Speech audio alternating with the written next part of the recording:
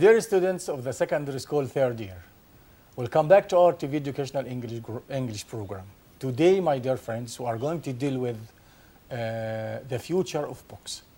يعني مستقبل الكتب، وازاي ان الكتب بتاعتنا كانت بدأت من البابايرس تو سي دي روم.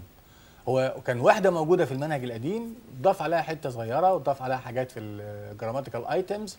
ازاي الكتب بتاعتنا، هل ممكن المكتبة الورقية في يوم من الأيام هتبقى افيلابل بالنسبة لنا، ولا خلاص كل شغلنا هيبقى اي بوك؟ هيبقى شغلنا كله اونلاين، ولا هيبقى، وهيجي لك سؤال برضه يقول لك المتعة انك تاخد بيبر باك بوك في ايدك كده ولا يبقى اونلاين، وايه الادفانتجز والديس ادفانتجز بتاع بيبر باك بوك والاي بوك. I am proud to be with Miss Caroline Magdi طوبيا. Let us welcome Miss Caroline. Hello, welcome. Mr. Muhammad. Hello, my dear students. Welcome back to our episodes. Today, as Mr. Muhammad had said, we are going to deal with the future of books. Definitely, we're going to speak about the books from the past. How did they start? How are they going to continue? Future of what is going to be. احنا في عالم دلوقتي بيقل فيه جدا استعمال الورق. النيوز بيبرز خلاص بنقراها اوريدي على الايبادز او على الكمبيوتر. فهنشوف دلوقتي is the book going to be available for people in the future, or are we going to replace it with the e-book?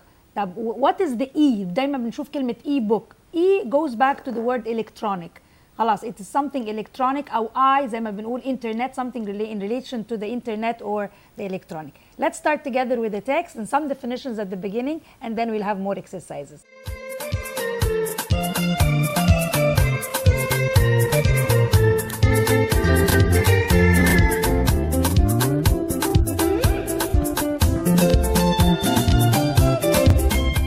The future of books.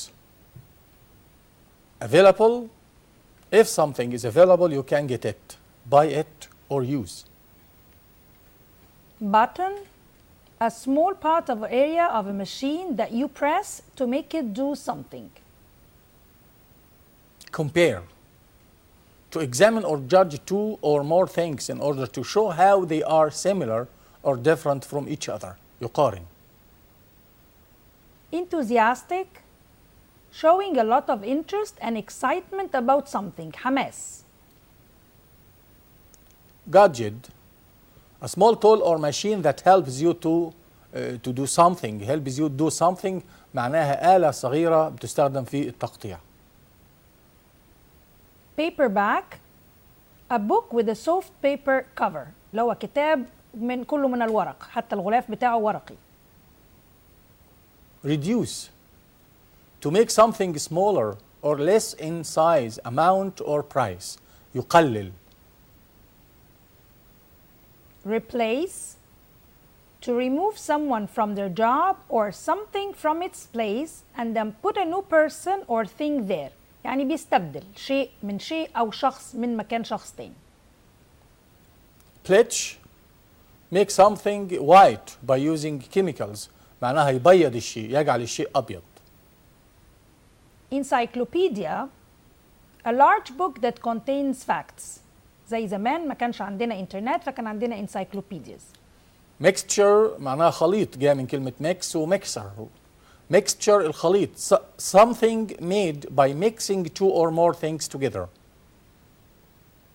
Press, push something hard. Remove, take something away، يزيل. Roller, a round piece of wood or metal that can be rolled. Soak, cover something with liquid for a period of time. ينقع، يعني نحط حاجة في مية كده وننقعها يبقى احنا بنعمل soak. Trade, buy or sell large quantities of goods. يتاجر. Language notes. عندنا يعتاد على، واحنا خدناها في الوحدة الأولى، subject used to plus infinitive، معناها يعتاد على شيء في الماضي والوقت ما عادش بيعملها. used to arrive early معناها it was his habit to arrive early but now he doesn't. لكن يعتاد على شيء في الحاضر بتبقى فيها قبلها، قبل used to بيجي قبلها verb to be، وبالتالي بيجي بعدها verb plus ing. لما اقول he is used to arriving early يعني it's his habit now. ده عادته it is his habit is. لكن لو قال لي he used to arrive early معناها it was his habit. لكن لو بدأت بالobject بالمفعول ما بقتش معناها اعتاد على. الشيء ده مش بيعتاد على، بيستخدم من أجل. wood is used to make paper. اللي هنشوف النهارده الورق بيستخدم في صناعة الخشب بيستخدم في صناعة الورق.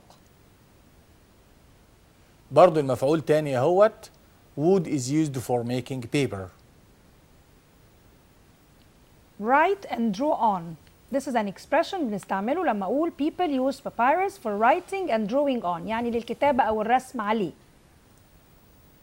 soak in ينقع فيه، يعني حرف الجر بتاعي they soak the leaves in water.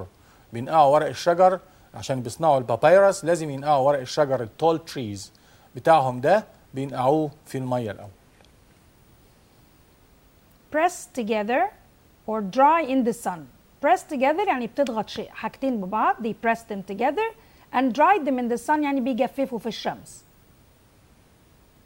trade with و trade in يتاجر مع بيجي بعدها أشخاص أو الدولة، لكن trade in بيجي بعدها السلعة اللي أنت بتتاجري فيها. they trade with China أو the Chinese people. they traded in silk and spice. made of يعني مصنوع من مادة ما بتتغيرش، وده الفرق بين made of و made from. لما أقول مثلا made of، لما أقول this glass or this cup is made of glass، دي مادة قدامي. لما أقول is made of glass يعني أنا شايف الإزاز، خامة الإزاز موجودة قدامي. لكن لما أقول made from الخامة اللي اتعملت منها هي مش موجودة، لكن عندي المنتج. زي ما أقول paper is made from wood، هي الوود مش قدامي لكن هو الخشب ده مش ظاهر، لكن هو بعد كده بان قدامي منتج تاني. فخلي بالي من made of و made from. في كمان made with و made out of. لما اقول مثلا this is made with بشيء، لكن لما اقول made out of مصنوعه من made out of wood او made out of حاجه. made in مصنوعه فين المكان. اما اقول it's made in China، ودي اظن كتير بنشوفها مكتوبه دايما عندنا في اي منتج. made by معموله بشركه. لما اقول مثلا it's made او made by Egyptians يعني بتكلم على اشخاص او افراد بواسطه مين. يعني يمكن حروف الجر دي بتساعدنا شويه ان هي تفهمنا ايه الفرق بين كل واحده والتانيه. They made paper from cotton، الخامة مش شايفها قدامي. Books are made of paper، الورق موجود والبوكس موجود عشان كده استعملنا made of. Computers are made in Japan، اتصنعت فين المكان in Japan. break into pieces يقطع إلى أجزاء. They broke the wood. لما جينا نعمل الورق من الخشب احنا بنقطع الخشب وبعدين بندخل الخشب في مكان عشان يطلع لي اللي احنا بنسمع عليها النشاره بتاع الخشب. فمعنى كده ان الخشب ده بيقطع لقطع صغيره جدا عشان توصل لاقل من النشاره كمان زي التراب كده. فهم they broke the wood into small pieces. function box. Let's see what are we going to have. questioning sources of information. ناخد بعض الاسئله على اللي احنا عملناه. can you prove that؟ What is the source of information for that؟ بسأل على معلومة عايز أعرف، فهقول له can you prove that، تقدر تثبته لي؟ أو إيه مصدر المعلومة بتاعتك؟ What is the source of information for that؟ أو بقول له لا I can't believe it، أنا مش مصدقك، هو محتاج يثبت لي، أنا مش مصدقك، فأنت هتقولي لا طب أنت هقول لك الإثبات إيه هو؟ فتعالوا نشوف إزاي ممكن نسأل ونرد. ممكن أقول what proof do they have that this is true؟ طب إيه الإثبات بتاعهم من اللي هم بيقولوه ده حقيقي؟ كلها questions عن information. أنا محتاج أعرف معلومة، فلازم السؤال يبقى كده الإجابة لازم تكون معلومة أنا بديها. ممكن أقول it can be true أو it can't be true. I think that is وابتدي أكمل. تعال نشوف التكست بتاعنا The History of Paper، تاريخ الورق. الورق إزاي صنع، بدايته الصنع إزاي، وطبعا إحنا عارفين المصريين هم اللي بدأوا على البابايروس، لكن أول ناس عملوا البيبر الريل بيبر الورق الحقيقي ده كانت Chinese people. يلا نشوف مع بعض التكست بتاعنا. In ancient Egypt, people used a type of tall grass called papyrus. It grew in the Nile Valley and people used it for writing and drawing on. Before people could use it, they soaked the leaves of the grass in water, pressed them together, and then dried them in the sun. The Chinese made the first paper 2,000 years ago. In the 8th century, Arab travelers who traded with China learned how to make it too. At first, paper was very expensive because people made it from cotton. But later it was made from wood, and so it became much cheaper. To make paper, people broke the wood into small pieces which they mixed with chemicals and then bleached. طبعا الخشب ده، النشاره بتاع الخشب ده بتقطع قطع صغيره وبتتخلط بماده كيميائيه علشان هو بتبقى اصفر، ولكن الورق لازم يبقى ابيض. ايوه. They then removed the water from the mixture. The mixture passes through hot rollers to produce continuous pieces of dry paper. Every year we cut down millions of trees to make new paper. Fortunately, the type of tree that gives us the best wood for making paper grows very quickly, but you can also recycle old paper. We make most of today's newspapers and magazines from recycled paper. الورق المعاد تصنيعه تاني، يعني بتروح المطابع تاني بنحط عليها مادة كيميائية بتنزل الكلمات الموجودة ويبقى الورق تاني بتنشفه ويبدأ يشتغل عليه تاني. هو ده recycled paper، الورق المعاد تصنيعه من تاني. For hundreds of years, we have also used an enormous amount of paper to produce books, especially very large books like encyclopedias. Now you can read encyclopedias and other books on e-books. You can also read books online on websites such as Egyptian Knowledge Bank اللي هو بنك المعرفة المصري. يعني وقت أي معلومة أنت عايزها بتدخل على بنك المعرفة المصري علشان بتطلع المعلومة اللي أنت عايزها. Some people think that soon everybody will have a computer or a phone and we will get all our information from the internet. يمكن التكست ده قديم شوية وبيقول إن بعد كده الناس هتبقى معاها كمبيوتر ومعاها تليفون تلاقي المعلومات. بالتالي ده خلاص يعني شيء موجود تقريبا، الناس مش بتدور على المعلومات في الكتب دلوقتي، وغالبا بيفتح الانترنت وبيدور على اي معلومه عايزها بدل ما بيشيل كل هذه الكتب، لكن يقدر يعمل الكلام ده في حاجه بسيطه على التليفون. عشان كده بنقول they believe that people believe that we won't need libraries. ممكن ما عدناش نحتاج مكتبات بعد كده. The paper books والكتب الورقيه دي will become part of history. ممكن تبقى جزء من التاريخ. يعني فاكرين لما كنا بنشيل الكتب واحنا رايحين المدرسه؟ خلاص ابتدينا دلوقتي هندخل ان شاء الله في فتره جديده خالص هيبقى فيها الكتب شبه موجوده كمرجع بسيط، لكن كل تعاملاتنا ديجيتال، يعني through the iPad through التابلت الجديد الحديث الموجود. تمام. Now with exercise. Choose the correct answer from A, B, C or D. And space is a large book that contains facts. Encyclopedia, booklet, Photoshop or mixture. هي set of books، مجموعة من الكتب اللي بتحتوي على حقائق ومعلومات. طبعا هي مفروض encyclopedia. فencyclopedia كتعريفها is a large book that contains facts. To push something hard means to trade, press, remove or brush. To push something hard means to press. To take something away is to space, approve, improve, remove, invent. عشان تشيل حاجة من مكانها فأنت بتعمل إيه؟ طبعا remove، بتشيلها. Buying and selling large quantities of goods refers to بشتري وببيع. Dried, fried, grade or trade. طبعا تجارة is trade. Something made by mixing two or more things together is a space, evolution, revolution, encyclopedia or mixture. واضح من الكلمة طبعا اللي هي mixture معناها الخليط.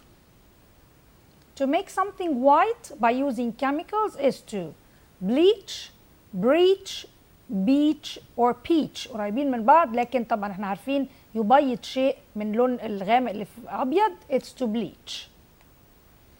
After the storm, workmen space a lot of sand from the roads. بعد العاصفة العمال عملوا ايه في الرمل؟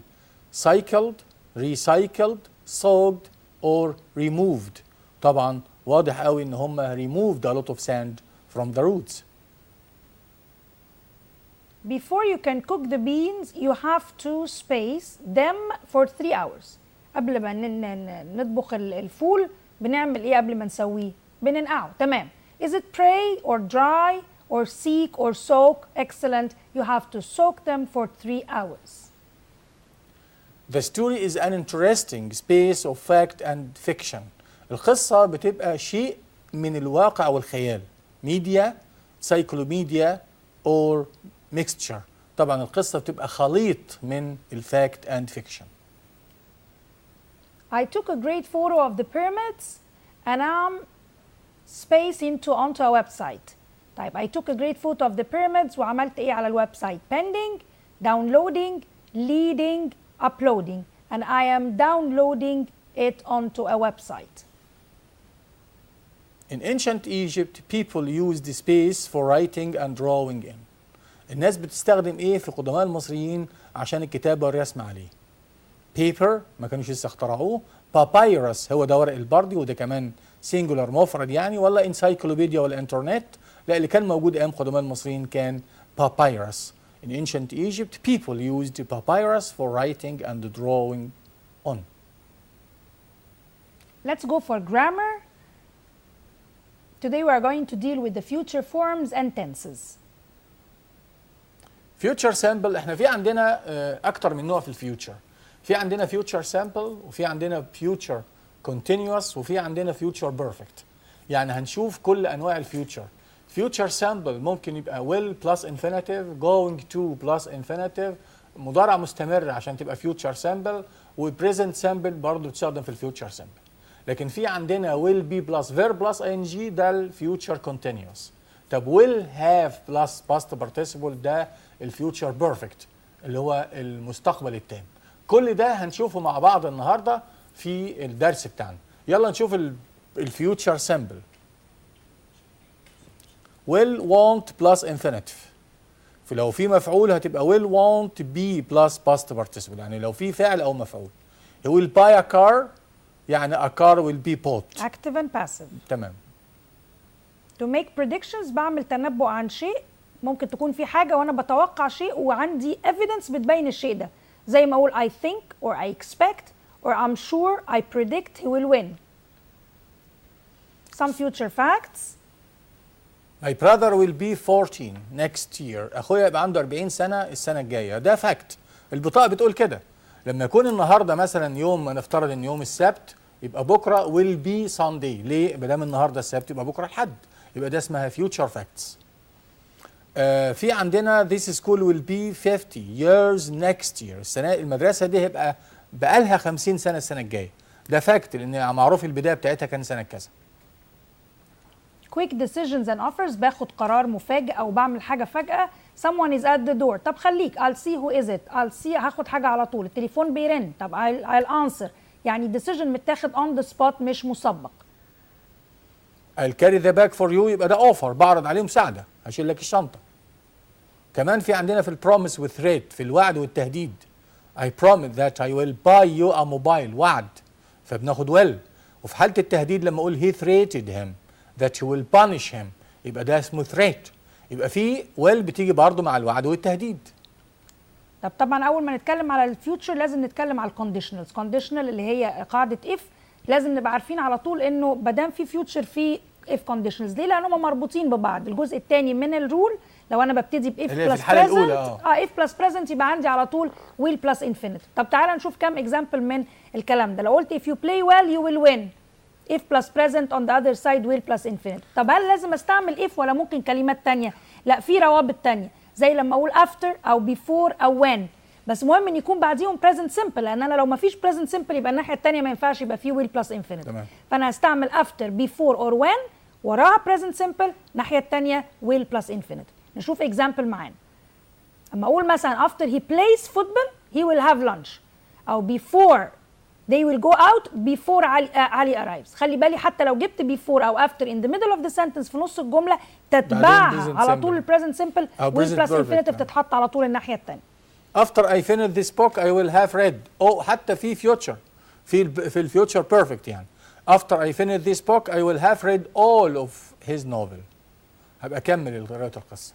طب عندنا في حاجه اسمها الفيوتشر كونتينيوس، المستقبل المستمر، اللي بيتكون من ويل، او هي طبعا خدناها كمان في سنه ثانيه الجزء ده، ويل او مي بي بلس فيرب بلس ان جي، وده بيعبر عن حدث هيكون مستمر في وقت محدد في المستقبل. شيء هيكون هتقول بيحصل. عليه. I can't visit you because مش هقدر اقابلك ليه او ازورك في الوقت ده اللي انت عايزني فيه ده. تمام. my homework this evening. يعني في هذا الوقت في الفيوتشر هيكون في شيء مستمر بيحصل. I will be doing. At 5 o'clock I will be traveling to Cairo. أول ما ألاقي كمان ميعاد يعني tomorrow مثلا in the evening أو tomorrow evening I will be doing. في ميعاد في المستقبل محدد. طيب exercises on grammar يلا نشوف مع بعض. Choose the correct answer from A, B, C or D. The next plan space at 9 o'clock. Will arrive, arrives, is going to arrive أو arriving. طبعا arrives باعتبار ان ده تايم تيبل جدول معين. حاجه فيها جدول. تمام. The car is moving sideways. عربيه عماله بتتحرك يمين وشمال. It crashes, it will crash, is crashing or is going to crash. طبعا اول ما الاقي حاجه باينه واضحه هيحصل فيها ايه؟ It is going to crash لانه عندي evidence. مستقبل بدون دليل، بناء على دليل. تمام. كمان بيقول لي هي سبيس يو اف، اف اهيت، اف يو كم، اف بعدها بريزنت سمبل يبقى هنجيب ويل يبقى هي ويل بانش ولا از جوينج تو بانش ولا از بانشنج ولا وي ويل بي بانشنج. طبعا هي ويل بانش يو اف يو كم ليت اجين. I think she space the next exam. وما قاليش سبب، ما قاليش دليل يعني. بس مديني I think وما دام فيها تنبؤ او اعتقاد ان الشيء هيحصل يبقى برضو I think she will pass the next exam. He space me the details after he meets the boss. Tells, will tell, is going to tell or is telling. After he meets زي if بالظبط لما احنا استعملناها قبل كده هيبقى he will tell me the details after he meets the boss. Don't be late for the cinema. The film space at 9 as usual. برضو رجعنا في التايم تيبل جدول المواعيد اهو. والسكيتشوال يبقى لازم يبقى present simple مضارع بسيط. يعني بحط اس او ما بحطش اس، بحط اس لما يكون في طبعا مفرد غائب. Don't be late for the cinema. The film starts at 9 as usual. They arranged everything for the journey day tomorrow. So they arranged everything for the journey. They leave or they are leaving. They are going to leave or they will leave. وده اللي بنسميه plans in the near future أو عندي حاجة خطة arrangement عاملينها في near future فدي بسميها present continuous form بستعمل فيها they are leaving. I space the homework by 7 p.m. جاب لي هنا باي وكلمه داله على الفيوتشر، يبقى ده اللي بنقول عليه الفيوتشر بيرفكت، المضارع المستقبل التام. يعني انا سوف انهي الواجب بتاعي ده قبل ما تيجي الساعه 7 بالليل. يعني انا هتم اعمالي الواجب دي قبل الساعه 7، عشان كده بنسميه مستقبل تام. I will have finished the homework by 7 p.m.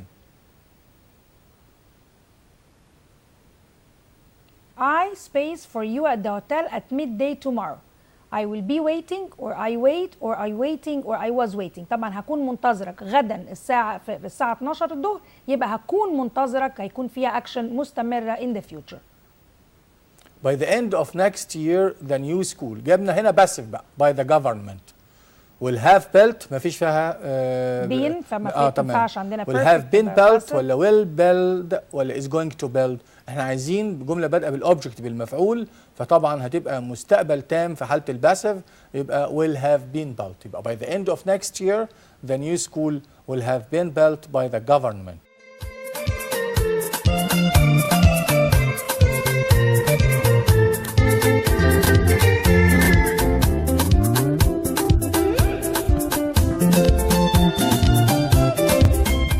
My dear students, by this we reached the end of our class today. We have discussed plenty of things. I hope that you have enjoyed it and you have got use of all the information that we got. We advise you to have more practice until we meet next time. Thank you and goodbye. Thank you, my dear friends. I'm happy to be with you this episode. Thank you and goodbye.